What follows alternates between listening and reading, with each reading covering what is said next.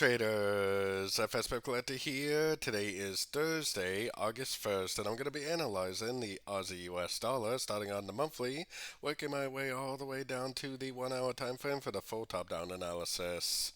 So on the Aussie dollar, I'm definitely still looking at this three waves up for W, three waves down for an X, and I still think this is very likely to make three waves up for a wave Y, which I still think is going to most likely eventually go up and take out these highs. Now we definitely have been going down on sort of time frames, and I am definitely looking for sorts right now anyways.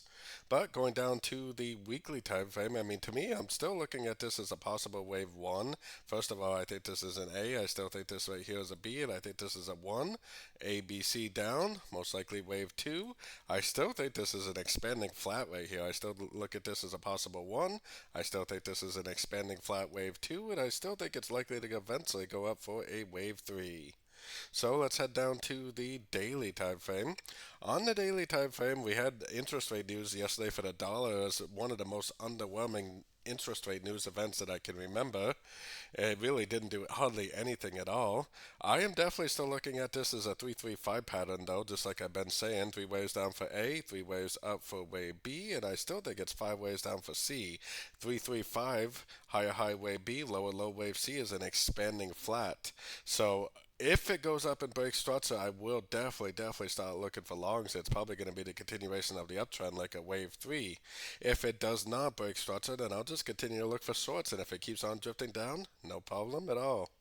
So going down to the 4 hour time frame, I'm definitely looking for shorts. Until it actually breaks structure, I'm only looking for shorts, and I'm only going to go short on pullbacks on shorter time frames.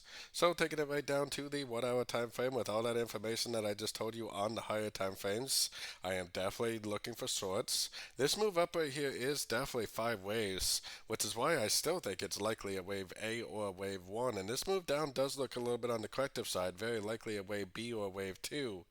Now, if it goes up and breaks structure, then great. I'll definitely start looking for longs at the end of pullbacks, and that should prove a 1-2-3 scenario. If it actually goes up and does this, maybe it goes up and retests these highs, but then makes a lower high, then I will actually go short again for the continuation of the uptrend, downtrend, because that will prove to me that it really is a wave C.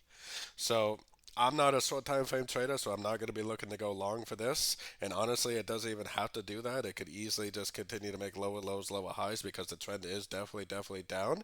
But if it does make a proper ABC correction, that's great news because it should give us a great opportunity to go short for the continuation of the downtrend. If it breaks structure, then great. We'll start looking for longs at the end of every pullback we see.